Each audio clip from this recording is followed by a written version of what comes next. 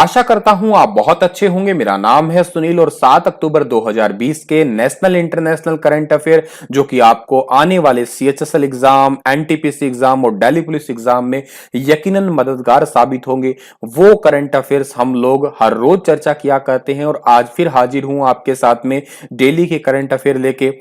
अगर आपको मेरे द्वारा पढ़ाए गए सभी लेक्चर्स और इस वीडियो का भी पीडीएफ फाइल चाहिए तो आप मेरे Telegram channel star IQ quiz एक क्विज के लिए ग्रुप है, स्टार आईक्यू पीडीएफ के नाम से टेलीग्राम चैनल है, इस पे पहुंच जाइएगा। कल सवाल पूछा था, उसका सही जवाब क्या है कि भारतीय तटरक्षक यानी कि इंडियन कोस्ट गार्ड, इन्होंने एक जहाज जिसका नाम आपका क्या है, करना कलता बरुआ, इसकी तैनाती कहां की है? इसकी तैनाती अभी हाल ही में कोलकाता में की है। कोलकाता प्यारे बच्चों पश्चिम बंगाल की राजधानी है और ये हुगली नदी के किनारे स्थित है।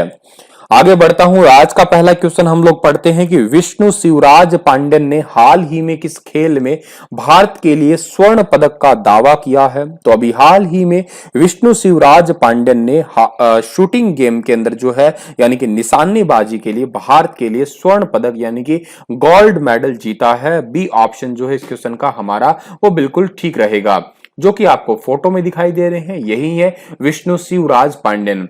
अच्छा, ये अंतरराष्ट्रीय ऑनलाइन शूटिंग चैंपियनशिप है और इसका 5वां संस्करण जो है उसके अंदर 10 मीटर एयर राइफल के अंदर जो है इन्होंने विष्णु शिवराज पांडेन ने ये गोल्ड मेडल जीता है। आगे बढ़ता हूं, दूसरा क्वेश्चन हमारा क्या है कि कॉफी टेबल बुक असम की विरासत की खोज, इस किताब के लेखक कौन है जिसे हाल ही में DONER के मंत्री डॉक्टर जितेंद्र सिंह ने जारी किया था? तो इस क्वेश्चन का सही आंसर है प्यारे बच्चों पद्मपाणि बोरा, ए ऑप्शन ठीक रहेगा। अब मन में सवाल ये आया सर ये DONER क्या है? तो इस क्वेश्चन का इसमें यहां पे फुल फॉर्म ये है आपका development of north eastern region. क्या कहा? Development of north eastern region, ठीक है। इनके मंत्री का नाम है डॉक्टर जितेंद्र सिंह जो कि आपको फोटो में दिखाई दे रहे हैं और इन्होंने इस किताब को लॉन्च किया है, असम की विरासत को, ठीक है। कॉफी टेबल की बुक जो है इसको लॉन्च किया है। इस किताब को लिखा किसने है? पद्मपाणि बोरा ने लिखा है जो कि आपको फोटो में दिखाई दे रहे हैं। असम की राजधानी दिसपुर है, असम के मुख्यमंत्री सर्बानंद सोनोवाल है, ठीक है। असम भारत का वो राज्य है जिसने अपने बजट में दुल्हनों को, गरीब दुल्हनों को 1 तोला सोना देने का उपहार के स्वरूप देने की योजना भी शुरू कर रखी है। आगे बढ़ते हैं, अगला क्वेश्चन हमारा क्या है कि विश्व शिक्षक दिवस 2020 का विषय क्या था, थीम क्या था?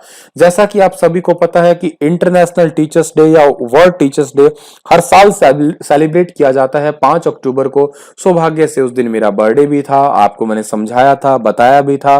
तो इस क्वेश्चन का थीम क्या था वो बताना एक रह गया था जो कि इंपॉर्टेंट है, तो आज आपको मैं शेयर कर देता हूं वो। इस क्वेश्चन का सही आंसर है शिक्षक संकट में अग्रणी, भविष्य के लिए फिर से परिभाषित करना, ये इस क्वेश्चन का थीम है। बी ऑप्शन जो है हमारा वो बिल्कुल ठीक रहेगा।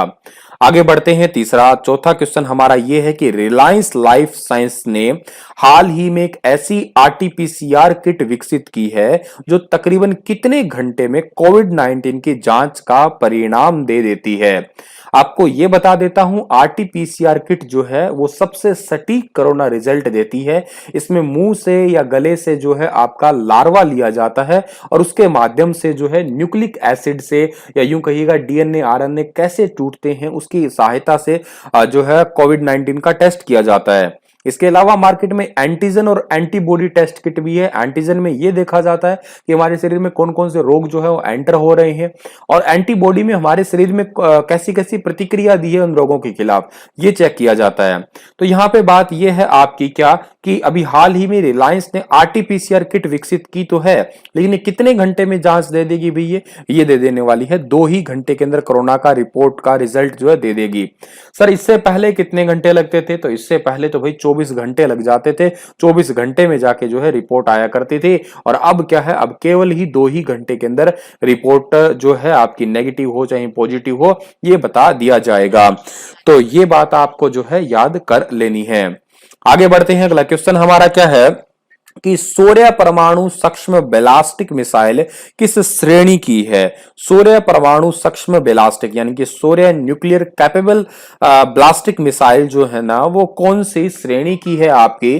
तो इस क्वेश्चन का सही आंसर है प्यारे बच्चों सरफेस टू सरफेस। देखो कई टाइप की मिसाइल होती है, surface to air, air to air, air to surface, लेकिन इनमें से सही आंसर है सरफेस टू सरफेस यानी कि सतह से सतह मारक वाली ये मिसाइल है। ठीक है, अच्छा इसको लॉन्च किसने किया है सर। इस मिसाइल को लॉन्च किया है डीआरडीओ ने। ठीक है, यानी कि डिफेंस रिसर्च डेवलपमेंट ऑर्गेनाइजेशन ने, जिसका हेडक्वार्टर है न्यू दिल्ली में, जिसकी स्थापना 1958 में हुई है और जिसके अध्यक्ष का नाम जी सतीश रेड्डी है और जिनका कार्यकाल भी रिसेंटली आपको मैंने बताया था आने वाले 2 साल के लिए और बढ़ा दिया है। इस मिसाइल का जो है फ्लाइट आपका जो इस फ्लाइट का एल्टीट्यूड अगर बात करता हूं कितना है तो वो है 50 किलोमीटर का। मैक्सिमम स्पीड कितनी है 7.5 मैक है। इसकी स्पीड जनरली मैक में मापते हैं, किलोमीटर में भी जानना है तो आपको ये लिख ही रखा है। ठीक है, अच्छा दूसरी बात ये भी याद रखना है कि इसको सर लॉन्च कहां से किया गया है। तो ओडिशा के एक तट है जिसका नाम है बालासोर, वहां से इसे लॉन्च किया गया है और मतलब सफल प्रशिक्षण किया गया है अभी इसी मिसाइल का रिसेंटली। आगे बढ़ता हूं, अगला क्वेश्चन हमारा क्या है कि प्रसिद्ध सामाजिक कार्यकर्ता प्रोफेसर पुष्पा भावे जिनका हाल ही में निधन हो गया है। ठीक है, तो ये महिला जो है निधन हो तो गया है लेकिन इनका लौह महिला के रूप में प्रसिद्ध थी। कौन से क्षेत्र की, किस शहर की लौह महिला, किस शहर की इसे आयरन लेडी के रूप में पुकारा जाता था भाई। तो इन्हें जो है मुंबई की आयरन लेडी के रूप में पुकारा जाता था। सी ऑप्शन जो है हमारा इस क्वेश्चन का बिल्कुल ठीक रहेगा, जो कि आपके फोटो में दिखाई दे रही हैं। ठीक है, और इनका जो है पुष्पा भावे का भी हाल ही में निधन तो हुआ है। कितनी उम्र में वो निधन हुआ है, 81 वर्ष की उम्र में जो है इनका भी हाल ही में निधन हुआ है। और जो ये पुष्पा भावे है इन्होंने संयुक्त राष्ट्र एक आपका संयुक्त राष्ट्र नहीं संयुक्त महाराष्ट्र, ठीक है, संयुक्त महाराष्ट्र के आंदोलन और गोवा मुक्ति आंदोलन के रूप में जो है बहुत ज्यादा काम किया था, या एक पार्टिसिपेशन के रूप में काम किया था। आम नागरिकों के लिए अधिकारों के लिए भी इन्होंने काम किया था, इसी वजह से इन्हें सामाजिक कार्यकर्ता कहा जाता है। ठीक है, 1990 के दशक में दादर निवासी रमेश किन्नी के जो है बहुत सारी परिस्थितियों के बाद में जो है इन्होंने क्या किया था, जो आपके आदिवासी नेता वगैरह थे या यूं कहिएगा कई सारे नेताओं की साठ गांठ थी हो गई थी, उनके खिलाफ आवाज उठाई थी। ठीक है, तो इन्होंने यूं कहिएगा आप लोग कि एक प्रकार से सामाजिक कार्यकर्ता के रूप में या महाराष्ट्र के जो यूं कहिएगा आंदोलन के रूप में, जब गोवा था, गोवा पुर्तगालियों के हिस्से में था, उसको छुड़ाने में, उसको अलग करवाने में काफी हद तक इनका योगदान चला था।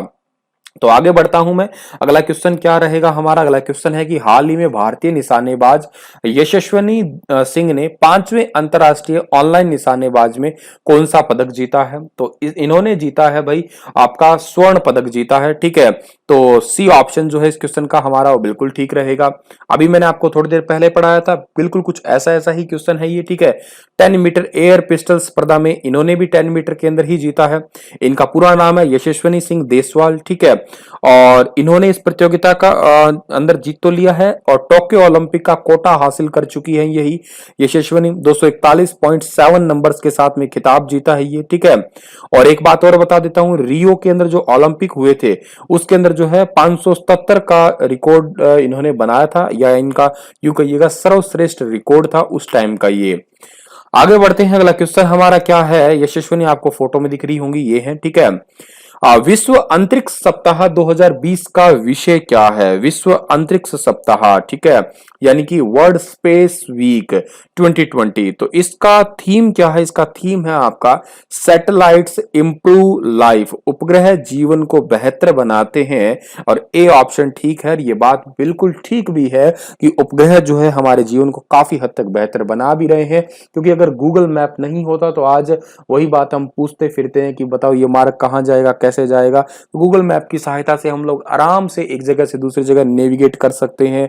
इंटरनेट नहीं चला पाते हम लोग, हमारे टीवी वगैरह नहीं चला पाते, तो सैटेलाइट वास्तव में हमारी लाइफ को बेहतर बनाते हैं।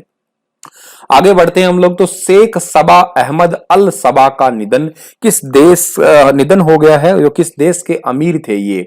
तो ये क्वेश्चन भी आपका अपने आप में काफी इंपॉर्टेंट है, पर इनका नाम थोड़ा सा लंबा ज्यादा दिख रहा होगा आपको। शेख सबा अहमद अल सबा ये जो थे आपके किस देश के अमीर थे, अमीर मतलब यहाँ के प्रधानमंत्री थे, इनकी टर्म में ये अमीर बोला जाता है। ये अमीर पैसों वाले अमीरों की बात नहीं कर रहा मैं, ठीक है। ये थे कुवैत के। बी ऑप्शन ठीक है इस क्वेश्चन का हमारा, जो कि आपको फोटो में दिखाई दे रहे हैं। 91 वर्ष की उम्र में इनका निधन हुआ है और 1990 के खाड़ी युद्ध के बाद से ही शेख सबा अमेरिका के करीबी नेता रहे हैं, ठीक है। अमेरिका बहुत इसके सहयोगी रूप में काम किया था, यूं कहिएगा। अच्छा, इनका निधन हो गया तो इनकी जगह अब किसने ले ली है? इन्हीं के सौतेले भाई है, छोटे भाई है, 83 साल की उम्र के इनके आसपास है। इनको जो है अस्थायी रूप से शक्तियां दे दी गई है। इनका नाम क्या है?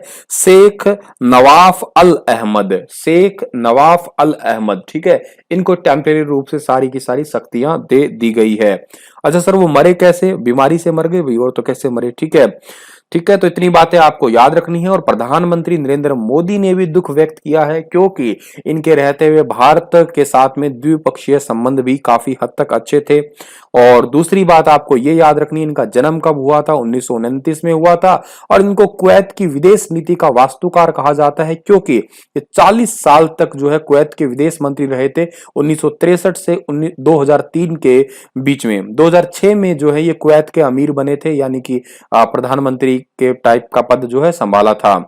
कुवैत की बात करूं, कुवैत की कैपिटल कुवैत सिटी है, करेंसी कुवैती दिनार है, ऑफिशियल लैंग्वेज अरेबिक है। आगे बढ़ते हैं, अगला क्वेश्चन हमारा है कि हाल ही में किस देश की महिला क्रिकेट टीम ने वनडे क्रिकेट में लगातार 20वीं जीत जो है वो दर्ज की है? तो वनडे क्रिकेट में लगातार 20वीं जीत जो है वो दर्ज की है, कौन सी क्रिकेट टीम ने भाई? ऑस्ट्रेलिया की। सी ऑप्शन जो है बिल्कुल ठीक रहेगा हमारा इस क्वेश्चन का। और ऑस्ट्रेलिया टीम की सीरीज का जो है अगला मैच जीतकर रिकी पॉन्टिंग लगातार 21 जीत के रिकॉर्ड की बराबरी जो है वो कर चुकी है। और रिकी पॉन्टिंग ने ये रिकॉर्ड 2003 में बनाया था, ठीक है। और दूसरी बात है, ऑस्ट्रेलिया महिला टीम ने कप्तान मेल लैनिंग ने शानदार शतक की मदद से न्यूजीलैंड को दूसरे वनडे में जो है 4 विकेट से हराया था। और उसी के बाद में जो है 20वीं दर्ज का खिताब भी इस टीम को मिल गया है। अब मैं बात कर रहा हूं क्या कि ऑस्ट्रेलिया की कैपिटल क्या है? कैनबरा। करेंसी क्या है आपकी? Australian dollar. स्कॉट मॉरिसन यहाँ के प्रधानमंत्री है, ठीक है। चलिए, इसी के साथ ये लेक्चर समाप्त है। पर आपके लिए क्वेश्चन क्या है कि हाल ही में एक नोबेल प्राइज वाला क्वेश्चन मैंने आपको बताया था कि हार्वे जे अल्टर, माइकल ह्यूटन और चार्ल्स एम राइस, इन तीनों को नोबेल प्राइज दिया तो गया, पर कौन से क्षेत्र का दिया गया है? साहित्य, विज्ञान, चिकित्सा, अहिंसा। विस्तार से बताइए आप लोग इस क्वेश्चन का क्या आंसर होगा। धन्यवाद, कल फिर हाजिर रहूंगा लेटेस्ट अपडेट के साथ में।